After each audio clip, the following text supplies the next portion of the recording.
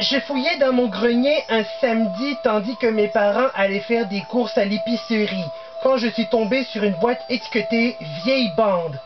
Curieux, j'ai ouvert la boîte pour trouver de vieilles cassettes VHS de diverses émissions de télévision. Celle sur le sommet de la pile a attiré mon attention à cause de quelque chose qui me semblait familier. Elle était appelée « Mickey et le miroir inversé ». Sur la couverture se trouvait Mickey Mouse avec Donald, Goofy et Pat. Il y avait quelque chose de différent sur l'expression de leur visage. Donald avait l'air très déprimé et était assis par terre, tenant ses jambes. Goofy était sur le sommet du bateau de Pat, très fâché, le poing levé, et une de ses chaussures manquait. Et Pat pendait sur un côté du bateau avec ses mains sur la poutre en essayant de se hisser sur le haut, l'air dépressif.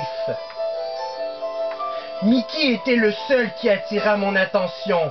Il était assis sur une botte de foin, un sourire démoniaque sur son visage. Un pied venait de derrière la botte de foin, et Mickey tenait une fourche avec quelque chose s'égouttant dessus. J'étais vraiment impatient de le regarder, alors j'ai fermé la boîte et suis descendu au sous-sol pour mettre la VHS et attendre que ça commence. Après environ 2 minutes se trouvait un écran noir avec des vagues de son qui s'estompent quand une image de Mickey vint sur l'écran et apparut au milieu d'un crâne avec une croix en tibias avant de faire un fondu au noir. Ça commençait par une belle journée en montrant Pat tirant son bateau dans le port. Il était vraiment à cran. La vidéo se distordit durant quelques secondes et montrant Goofy sortant de la grange à nouveau.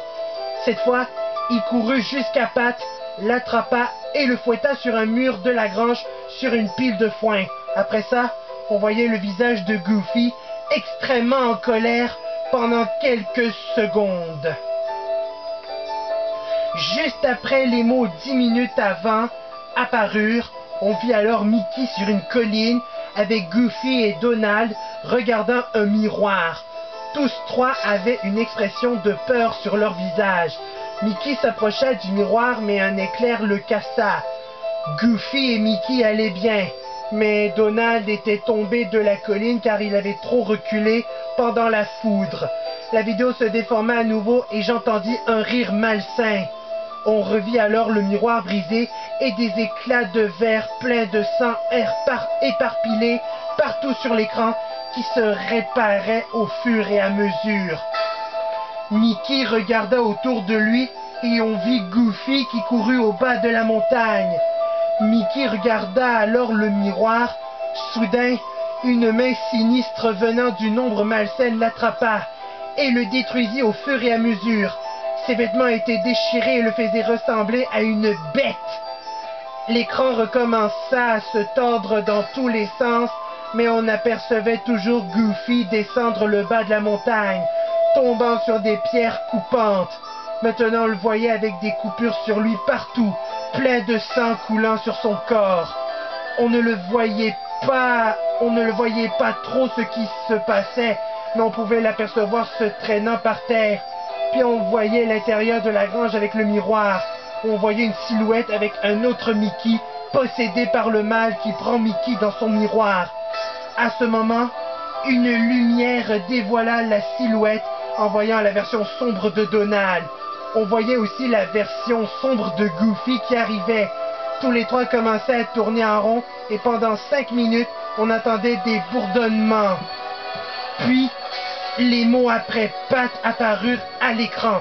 On voyait aussi Goofy recouvert d'un liquide sombre qui coulait partout sur lui.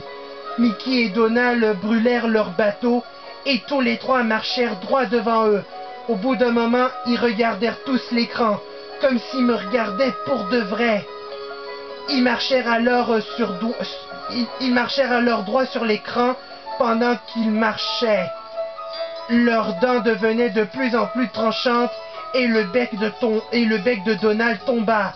Le bourdonnement recommença mais super fort.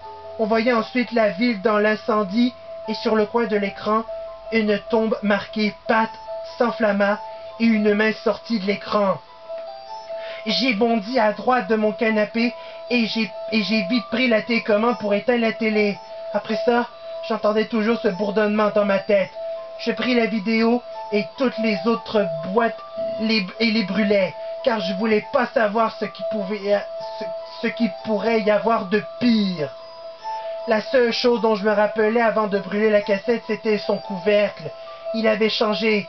Leur visage me regardait avec ces sourires malsains qui me faisaient du mal.